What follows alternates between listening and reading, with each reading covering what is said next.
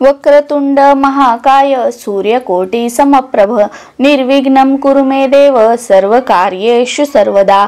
उद्या आहे संकष्टी चतुर्थी। प्रत्येक महिन्याला 2 चतुर्थी येतात। पहिली म्हणजे विनायकी आणि दुसरी म्हणजे संकष्टी चतुर्थी। तर संकष्टी चतुर्थीचं जे व्रत असतं ते आपल्यापैकी बरेच ताई व दादा करत असतात। तुम्ही संकष्टी व्रत हे करत असाल किंवा करत नसाल, या व्हिडिओमध्ये मी तुम्हाला 3 ते 4 असे उपाय सांगणार आहे। अतिशय साध्या सोप्या सेवा सांगणार आहे, ज्या करून तुमची जी कठीणातील कठीण इच्छा असेल ती पूर्ण होईल। आणि आता सगळ्यात पहिल्यांदा जो उपाय सांगणार आहे बघा, तो इच्छापूर्तीचा असेल। याचे खूप साऱ्या कमेंट्स आहेत बघा, अनुभव आलेले आहेत की याने त्यांची इच्छा जी आहे ती पूर्ण झालेली आहे।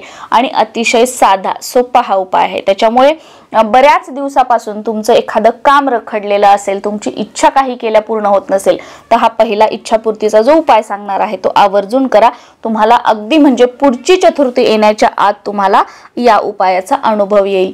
त्याचबरोबर मुला मुलींचे विवाह जमत नाहीत किंवा मुला मुलींना तुमच्या नोकरी लागत नाहीये, प्रमोशन अडकलेलं आहे, स्वतःचं घर होत नाहीये, एखाद्या कामामध्ये खूप अडचणी येत आहेत, एखादं काम पूर्णत्वास जात नाहीये, मध्येच अडकलेलं आहे, प्रॉब्लेम्स येत आहेत किंवा अशा तुमच्या बऱ्याच गोष्टी असतील, समस्या असतील, त्याच्यातून तुम्हाला काही केल्या मार्ग मिळत नाहीये, तर त्याच्यासाठी सुद्धा एक मंत्र या व्हिडिओमध्ये सांगणार आहे। त्याचबरोबर तुमच्या घरातील एखाद्या सदस्याची किंवा एखाद्या व्यक्तीची तुम्हाला खूप काळजी वाटते, जसं की मुलांना जेव्हा बघा मोठी होतात कळायला लागतं तेव्हा ते घरामध्ये कमी बाहेर जास्त राहतात, मग तुम्हाला ते गाडी फास्ट चालवणं किंवा सतत बाहेर राहणं, मग त्यांची काळजी वाटते की त्यांचं संरक्षण व्हावं, माझा मुलगा, माझे मिस्टर किंवा जी मंडळी आहेत ती घरी व्यवस्थित परत यावी, एक संरक्षण कवच त्यांच्या सोबत राहावं।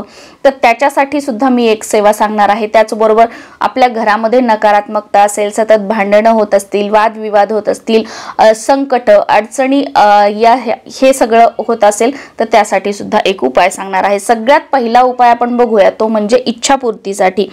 तर तुमच्या घराच्या आजूबाजूला जिथे कुठे गणपतीचं मंदिर असेल तर तिथे तुम्हाला जायचं आहे आणि गणपतीच्या मंदिराच्या बाहेर जर हरळी असेल, ज्याला आपण दुर्वा म्हणतो बघा, दुर्वा असेल, तर तिथे तुम्ही हा उपाय केला तर अतिशय उत्तम आहे, खूप लवकर तुम्हाला रिझल्ट येईल।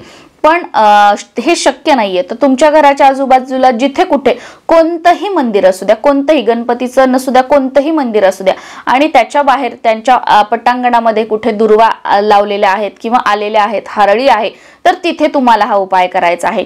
मग आमच्या घरी आहेत, मग घरी दुर्वा आणल्या त्याला केला का नाही, हा मंदिरामध्येच करायचा आहे। कोणतंही मंदिर असू द्या आणि तिथे दुर्वा असतील तर तिथेच तुम्हाला हा जो आहे उपाय तो करायचा आहे।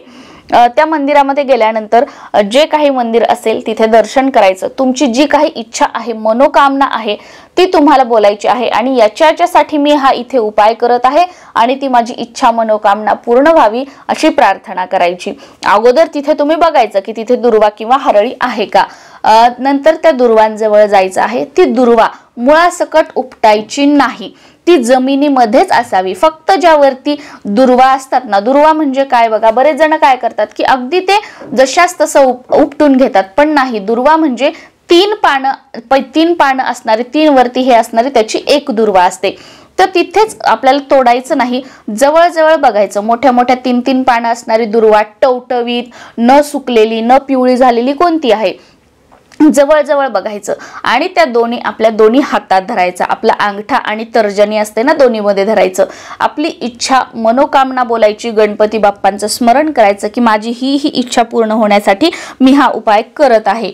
आणि तुमची मनोकामना बोलत त्या ज्या 2 दुर्वा आहेत त्याच्यामध्ये तुम्हाला गाठ बांधायची आहे। एकच वेळा तुम्ही गाठ बांधा आणि खूप जोरात नाही, कारण दुर्वा जी असते ती हिरवी असते, टवटवीत असते, तुम्ही जोरात जसं की आपण धाग्याला गाठ बांधतो एवढं नाही, फक्त एक नॉमिनल एकमेकांमध्ये गुंडाळायचं आणि थोडंसं हे करायचं की गाठ मारल्यासारखं, अगदी अद्दर ते पानं तुटतील, गाठ तुटेल असं करायचं नाही, हलक्या हाताने गाठ बांधायची, मनोकामना बोलायची आणि त्यानंतर तुम्हाला तुमच्या घरी निघून यायचं आहे।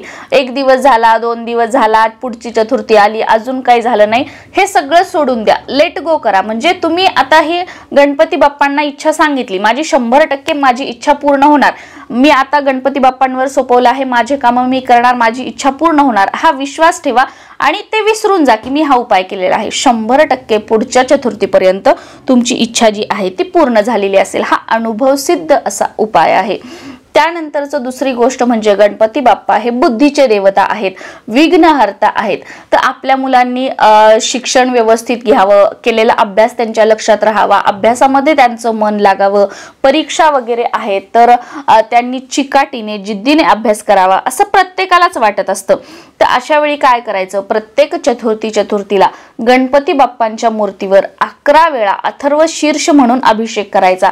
स्वच्छ पिण्याचं पाणी घ्यायचं, ताम्हण घ्यायचं स्वच्छ धुतलेलं, त्याच्यामध्ये गणपती बाप्पांची मूर्ती ठेवायची आणि त्या गणपती बाप्पांच्या मूर्तीवर स्वच्छ पिण्याच्या पाण्याने अभिषेक करायचा. 11 वेळा तुम्हाला गणपती अथर्व शीर्ष म्हणणं शक्य नसेल तर तुम्ही 1 वेळा म्हटलं तरीही चालेल. पण अथर्व शीर्ष जर तुम्हाला म्हणताच येत नसेल तर तुम्ही मोबाईलवर लावा आणि अथर्व शीर्षचा अभिषेक करा, पण करा. आणि जर हे शक्यच नसेल, दोन्ही शक्य नसेल तर ओम गण गणपतये नमः हा मंत्र म्हणत तुम्हाला अभिषेक करायचा आहे.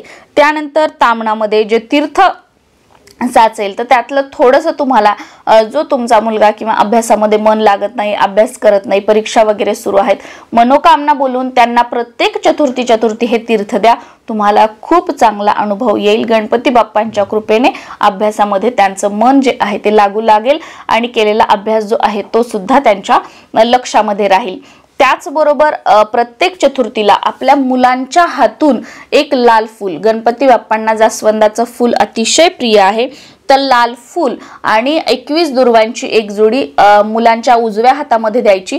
त्यानंतर त्यांना गणपती स्तोत्र म्हणायला लावायचं. प्रणम्य शिरसा देवम तुम्ही संस्कृत किंवा मराठीमध्ये म्हटलं तरी चालेल, किंवा गणपती अथर्व शीर्ष त्यांना म्हणता येत असेल तर ते म्हणायला लावायचं आणि गणपती बाप्पांच्या मूर्तीवर जी आपल्या देवघरामध्ये आहे त्यावर प्रत्येक चतुर्थी आपल्या मुलांना हे अर्पण करायला लावायचं. बघा याचे सुद्धा तुम्हाला खूप छान अनुभव येतील.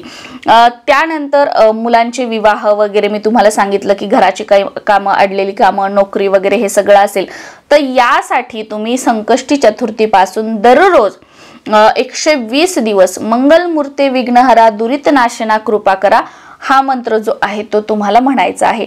ही सेवा कशी करायची, काय करायची याचा डिटेल व्हिडिओ आपल्या चॅनलवर आहे, तो तुम्ही बघू शकता आणि त्या पद्धतीने या सेवेला सुरुवात करू शकता.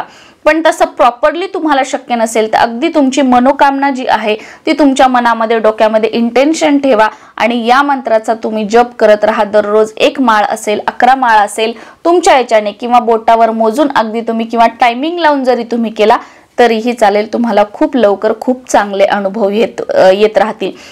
त्यानंतरची पुढची सेवा म्हणजे की जी निगेटिव्हिटी आहे, आपल्या कुटुंबियांचं संरक्षण व्हावं, त्यांची काळजी वगैरे वाटते, तर यासाठी काय करायचं की एक आपलं सुकं खोबरं जे असतं, आपण सुक्या खोबऱ्याचा जो गोळा असतो तर त्याचा एक थोडासा तुकडा घ्यायचा, सुकं खोबरं घ्यायचं, आपल्या देवघरासमोर बसायचं आणि हा जो उपाय आहे तो सायंकाळी म्हणजे चतुर्थीच्या दिवशी संध्याकाळी जी दिवे लागणीची वेळ असते, जेव्हा आपण देवाजवळ दिवा वगैरे लावतो तर त्यावेळेत करायचा आहे.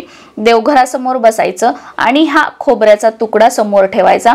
आपल्याला 2 कापराचे तुकडे घ्यायचे आहेत. भीमसेनी कापूर असेल तर अतिशय उत्तम किंवा साधा आपला गोल कापूर असेल तरीही चालेल. आता इथे 2 म्हणजे काही 2च कापुराचे तुकडे घ्यायचे नाही, कमीत कमी 2 घ्यायचे. तुम्ही 5 घेऊ शकता, 7 घेऊ शकता, काही हरकत नाही, पण कमीत कमी 2 कापुराचे तुकडे घ्यायचे आहेत. आणि देवघरासमोर तो आपण जो तुकडा आहे तो ठेवायचा किंवा एखादी छोटी प्लेट वगैरे आहे त्याच्यामध्ये तुम्ही तो ठेवला तरी चालेल.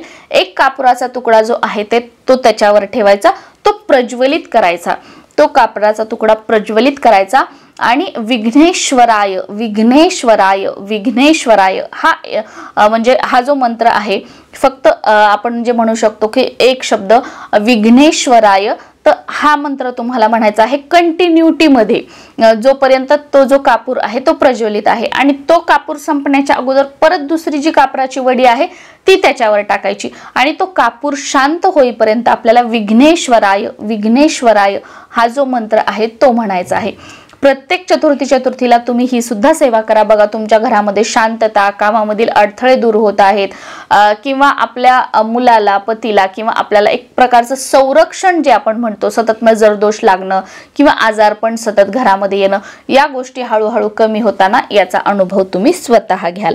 श्री स्वामी समर्थ।